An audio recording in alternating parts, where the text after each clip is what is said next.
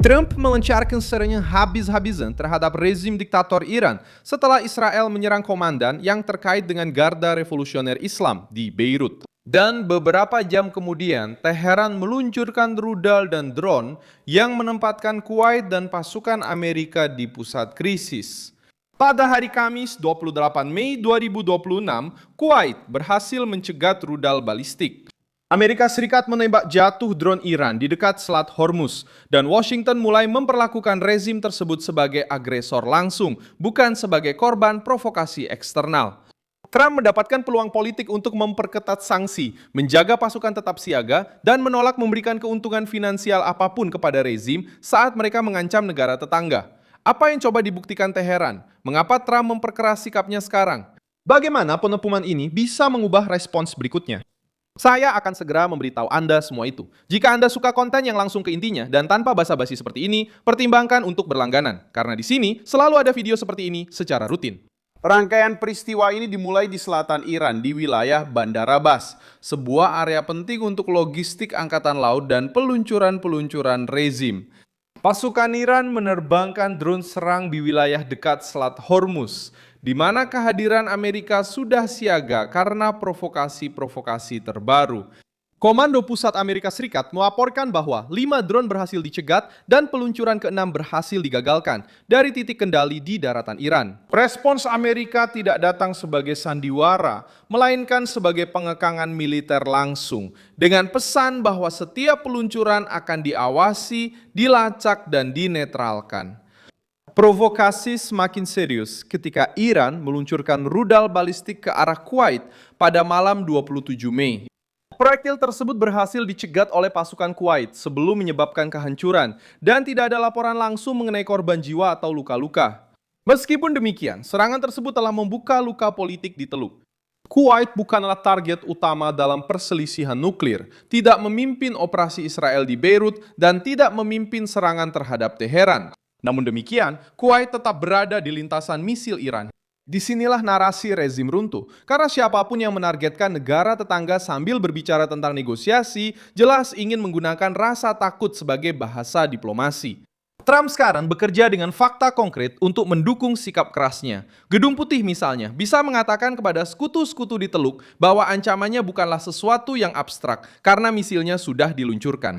Bisa dikatakan kepada pasar maritim bahwa risikonya bukanlah berlebihan karena drone sudah pernah dijatuhkan. Bisa dikatakan kepada para negosiator bahwa Teheran tidak pantas mendapatkan keringanan selama mereka masih menguji pertahanan Amerika dan mengancam negara mitra. Kekuatan Trump justru ada di situ. Dia tidak perlu menerima desakan buatan untuk mencapai kesepakatan, karena rezim Iran sendiri telah memberikan alasan untuk meningkatkan tekanan. Dan Israel juga bertindak tanpa peduli pada retorika Teheran. Di Beirut, serangan Israel menghantam pinggiran selatan ibu kota Lebanon, wilayah yang dikenal dengan keberadaan Hizbullah. Targetnya menurut sumber Israel adalah Ali al-Hussein, yang terkait dengan struktur rudal yang berhubungan dengan divisi Iman Hussein, yang terhubung dengan Garda Revolusi Islam. Operasi tersebut menunjukkan bahwa Israel tidak berniat menunggu gelombang roket baru untuk bertindak. Ketika mereka mengidentifikasi rantai komando yang terkait dengan Iran, mereka menyerang sebelum ancaman itu berubah menjadi peluncuran.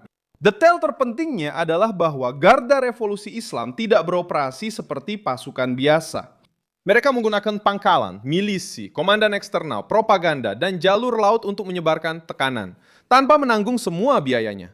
Di Teluk, mereka mencoba memprovokasi Amerika Serikat dengan drone di Lebanon, menggunakan jaringan yang terhubung dengan Hizbullah untuk melawan Kuwait, mempertaruhkan peluncuran rudal untuk menunjukkan kekuatan di meja diplomasi, dan berusaha menjaga penampilan seolah-olah sedang bernegosiasi. Kombinasi inilah yang coba dihancurkan oleh Trump dan Israel, yaitu mengambil kemampuan rezim untuk menyerang melalui tangan berbagai pihak, lalu bersembunyi di balik pembicaraan diplomatik. Reaksi Amerika juga memukul keuangan rezim tersebut. Departemen Keuangan Amerika Serikat memberikan sanksi kepada otoritas Selat Teluk Persia, sebuah lembaga yang dibentuk oleh Iran untuk mencoba mengendalikan pungutan dan lalu lintas kapal di wilayah tersebut. Washington mengaitkan lembaga tersebut dengan Garda Revolusi Islam dan memasukkan struktur itu ke dalam daftar sanksi.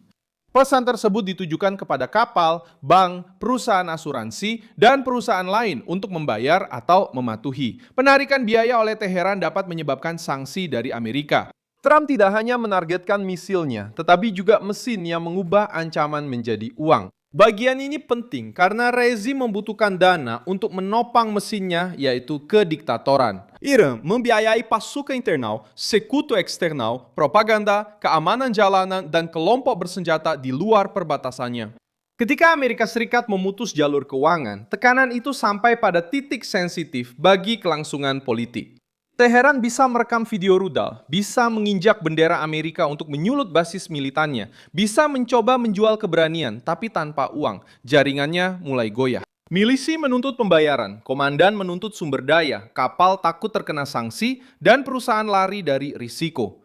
Bandar Abbas menjadi bagian sentral karena menunjukkan bahwa Washington sedang memantau persiapan, bukan hanya akibatnya saja. Mencegah peluncuran ke-6 berarti Amerika Serikat sedang mengawasi sumber ancaman. Serangan terhadap Kuwait juga mempengaruhi negara-negara Arab di Teluk. Banyak pemerintah di kawasan tersebut berusaha menghindari sorotan publik, tetapi tidak ada satupun dari mereka yang mengabaikan risiko rezim yang terpojok dan bersenjata ketika Teheran menembakkan rudal ke negara tetangga. Percakapan di balik layar berubah, koordinasi regional menjadi semakin mendesak. Trump bisa memanfaatkan momen ini untuk mendekatkan mitra-mitra yang tidak ingin tampil di garis depan, tetapi juga tidak ingin terbangun oleh drone atau rudal yang melintasi langit mereka. Dalam negosiasi, dampaknya langsung terasa. Setiap usulan dari Iran sekarang sudah ternoda oleh serangkaian agresi. Rezim tersebut menginginkan waktu, keringanan, dan mungkin juga uang. Washington menuntut jaminan, penarikan, dan kontrol yang dapat diverifikasi. Setelah serangan rudal ke Kuwait dan drone di dekat Hormuz, semakin sulit untuk meyakinkan bahwa Teheran siap untuk menempuh jalan keluar yang mulus. Trump bisa tetap membuka pintu diplomasi tanpa mengurangi tekanan, karena tekanan telah menjadi alat utama untuk memaksa rezim menghitung harga dari setiap provokasi. Propaganda Iran mencoba menunjukkan perlawanan, tapi fakta-fakta dalam beberapa jam terakhir menceritakan kisah yang berbeda. Rudal itu tidak menjadi kemenangan di Kuwait. Drone-drone itu tidak menembus pertahanan Amerika. Struktur maritim yang dibangun oleh Teheran menjadi sasaran sanksi. Komandan yang terkait dengan jaringan rudal di Beirut menjadi target Israel. Rezim diktator itu mencoba membuka beberapa front, tetapi menerima respons yang berbeda di masing-masingnya. De udara, intercepsi di Lebanon, serena terara terhadap pendanaan, kebuntuan diplomatik, ketidakpercayaan. Sekarang, langkah selanjutnya harus diambil dengan lebih tegas. Amerika Serikat cenderung terus mengawasi Bandar Abbas dan titik-titik peluncuran di Iran Selatan. Israel harus terus menargetkan struktur yang terkait dengan rudal di Lebanon. Kuwait harus memperkuat pertahanan udara dan meningkatkan konsultasi dengan Washington. Teluk sudah tidak lagi takut dengan aksi teroris seperti ini dari rezim diktator Iran ketika Teheran meluncurkan drone dan rudal. Tidak mendapat hadiah, malah mendapat pengepungan. Saya Wilson Alves, seorang internasionalis, dan tujuan saya adalah menunjukkan serta menjaga Anda tetap terinformasi dengan kebenaran setiap hari. Tautan berita ada di deskripsi video. Beri like pada video ini, subscribe ke channel, dan di akhir, lihat komentar agar Anda bisa lebih terlibat dengan komunitas. Wilson Alves.